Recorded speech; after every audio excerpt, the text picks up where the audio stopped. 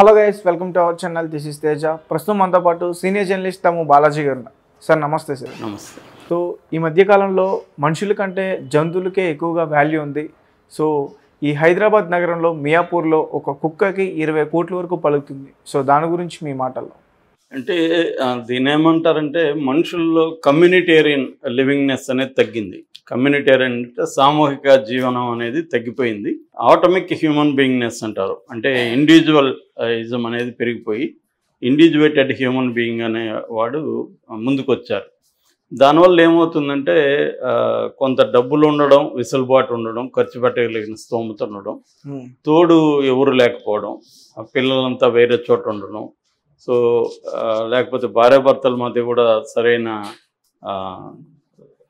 అనుబంధాలు ఇవి లేకపోవడం, దీనివల్ల ఏమవుతుందంటే ఎక్కువగా పెట్స్ మీద డిపెండ్ అయ్యారు మనుషులు.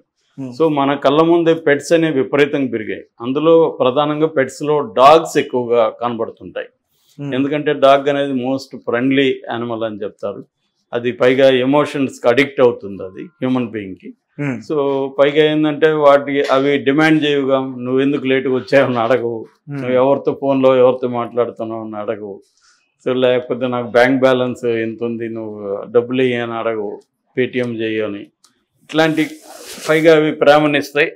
నీకు కావాల్సినప్పుడు ఎమోషనల్గా దాంతో అటాచ్మెంట్ పెట్టుకోవచ్చు, ఏమి డిమాండ్స్ చేయవు. సో ఈ కైండ్ ఆఫ్ ఇది పెరిగింది గతంలో. అయితే ఇప్పుడు ఏంటంటే అవి ఏ స్థాయికి వెళ్ళిపోయిందంటే లక్షల నుంచి కోట్లలోకి కూడా యానిమల్స్ ఈ పెట్స్ కాస్ట్ వచ్చేసింది. రీసెంట్గా మనం ఆ మధ్య ఒక బర్రె అట్లా చెప్పుకున్నాం ఇక్కడ, దాదాపు ₹1 కోటి ఎంతో. అవును సార్. సో ఇప్పుడు ఒక డాగ్ దాని వల్ల 20 కోట్లని అందరూ షాక్ అవుతున్నారు. మొత్తం వైరల్ అయింది. ఇదేంటి డాగ్ కాస్ట్ 20 కోట్ల, 20 కోట్లు ఉంటే చాలా గ్రామాలు బాగుపడతాయి కదా అన్నట్టుగా చర్చ నడుస్తుంది. అసలు ఏంటి దీని స్పెషాలిటీ ఏంటి, అసలు డాగ్స్లో ఇంత రేట్ ఉంటుందా అనేది మనం చూస్తే దీని పేరు కకేషియన్ షెపర్డ్ అంటారు. ఇది కకేషియన్ అంటే సోవియట్ యూనియన్, పాత సోవియట్ యూనియన్లో దేశాలు అన్నమాట. ఆ ప్రాంతాన్ని కకేషియన్ రీజన్ అంటారు. అంటే జార్జియా, ఆర్మేనియా, టర్కీ ఇవన్నీ కలిసి ఆ ప్రాంతానికి డాగ్స్టాన్ అని కూడా ఒక ఏరియా ఉంది. అక్కడ 1920s ఈ బ్రీడ్ని డెవలప్ చేశారు ఆ కొండల్లో. కకేషియన్ పర్వతాలు అంటారు ఆ కొండల్లో. ఎందుకంటే ప్రధానంగా 2 కారణాలు. ఒకటి, వాళ్ళు ఎక్కువగా గొర్రెల్ని పెంచేవాళ్ళు అక్కడ శీతాకాలం. అక్కడ ఏంటంటే బాగా చలి ఎక్కువగా ఉంటుంది. ఆ చలికి తట్టుకునే ఉన్ని ఉన్న గొర్రెల్ని పెంచేవాళ్ళు, బాగా రేట్లు ఉంటాయి. వాటిని దొంగలించకుండా ప్రొటెక్షన్ కోసం వాటిని పెంచారనమాట. ఈ డాగ్స్ అనేవి ఏంటంటే చాలా పవర్ఫుల్ డాగ్స్. ఇవి చాలా పెద్ద ఎత్తున అటాక్ చేయగలవు. మామూలుగా ఇవి ఏంటంటే దాదాపు 45 నుంచి 75 కేజీల వరకు ఉంటుంది వెయిట్. తర్వాత సెంటీమీటర్లు తీసుకుంటే 70 నుంచి 75 సెంటీమీటర్ల లెంగ్త్ ఉంటుంది అన్నమాట. ఇవి 10-11 ఏళ్ళ వరకు బతుకుతాయి. అందువల్ల ఈ డాగ్స్ చాలా ఫెరోసియస్గా ఉంటాయి అటాక్ చేయడంలో. అడవిలో తోడేళ్ళు అటాక్ చేస్తాయి అనమాట గొర్రెల్ని. ఆ తోడేళ్ళ నుంచి ప్రొటెక్షన్ కోసం ఇట్లాంటి డాగ్స్ని పెంచుతారు. ఈ డాగ్స్ తోడేళ్లతో పోరాడతాయి. సో ఇప్పుడు ఈ డాగ్ కూడా అటువంటి డాగే, కకాషియన్ షెపర్డ్ అంటారు.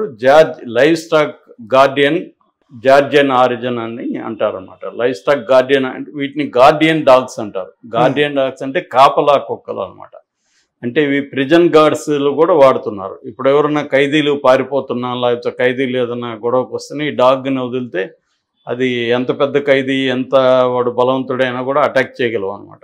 ఇప్పుడు ఈయన దగ్గర ఉండే దాని పేరు కడబామ్స్ హేడర్. ఈ డాగ్ ఆయన పేరు పెట్టింది కడబామ్స్ హేడర్ అని ఎందుకు పెట్టాడంటే, అంటే ఈ డాగ్ ఓనర్ పేరు సతీష్ అనమాట. ఆయన బెంగళూరులో ఉంటారు. ఆయనకి కడబామ్స్ ఫౌండేషన్ అనే ఒక ఫౌండేషన్ ఉంది. ఈ ఫౌండేషన్ ఏం చేస్తుందంటే వివిధ రకాల డాగ్ రకాలని పెంచుతారు, వాళ్ళే తయారు చేస్తారు. అంటే బ్రీడింగ్ అంటారు. ఆ బ్రీడింగ్ చేస్తారు. ఆ బ్రీడింగ్ చేసి పప్పీస్ని అమ్ముతారనమాట. సో అందుకని వరల్డ్లో ఉండే బెస్ట్ బ్రీడ్స్ని అంతా వీళ్ళు తీసుకొచ్చి వీళ్ళు సైంటిఫిక్గా వాటిని పెంచుతారు. సో అందువల్ల దీనికి ఇండియాలోనే మంచి పేరుంది. ఈ కడబాంబ్స్ ఫౌండేషన్కి. వీళ్ళు ఇండియాలో అనేక సిటీస్కి కన్సల్టెంట్స్గా కూడా ఉన్నారు డాగ్స్ విషయంలో. సో వీళ్ళు ఇప్పుడు ఫర్ ఎగ్జాంపుల్ ఈ డాగ్ వచ్చి 100 కేజీలు బరువు ఉంది. దీని తల 38 ఇంచులు పొడవు ఉంది. తర్వాత షోల్డర్ 34 ఇంచులు ఉంది. దీని కాలు పాదమే దాదాపు 2 లీటర్ల పెప్సీ అంత లెంగ్త్ ఉంది అనమాట.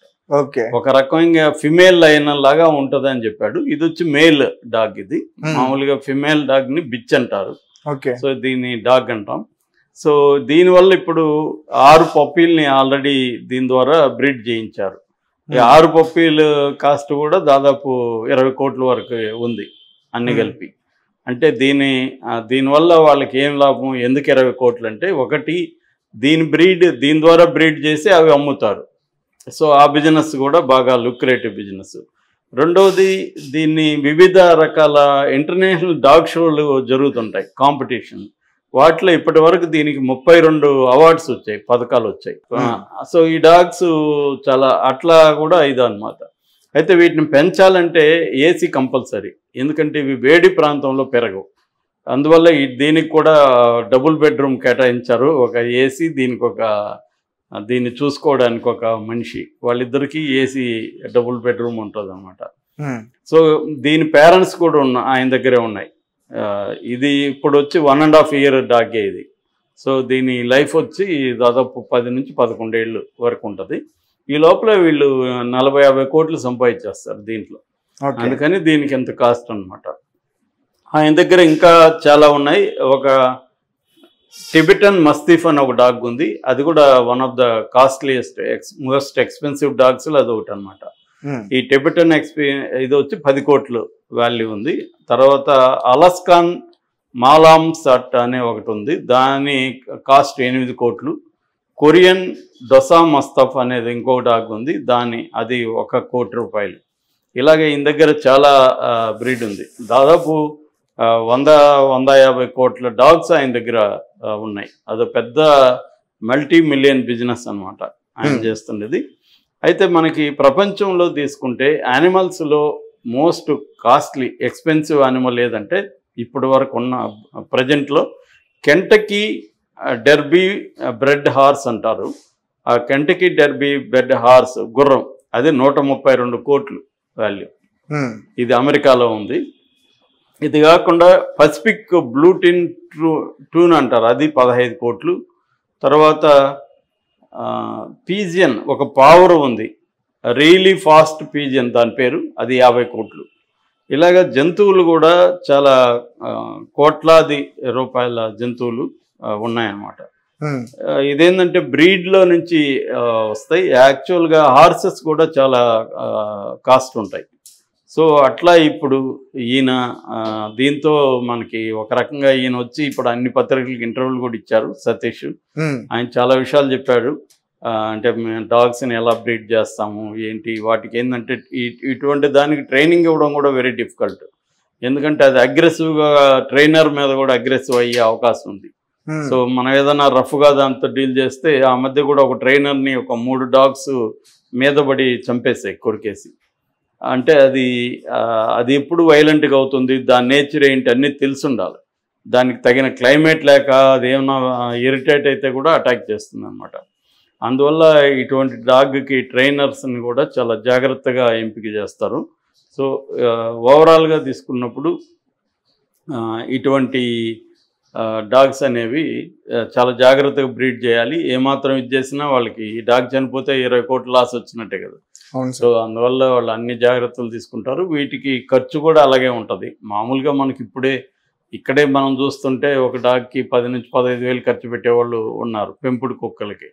ఇవి అట్లా కాకుండా స్పెషల్గా బ్రీడ్ చేయాల్సిన వాటి కాబట్టి వీటికి లక్షల్లోనే ఖర్చు అవుతుంది.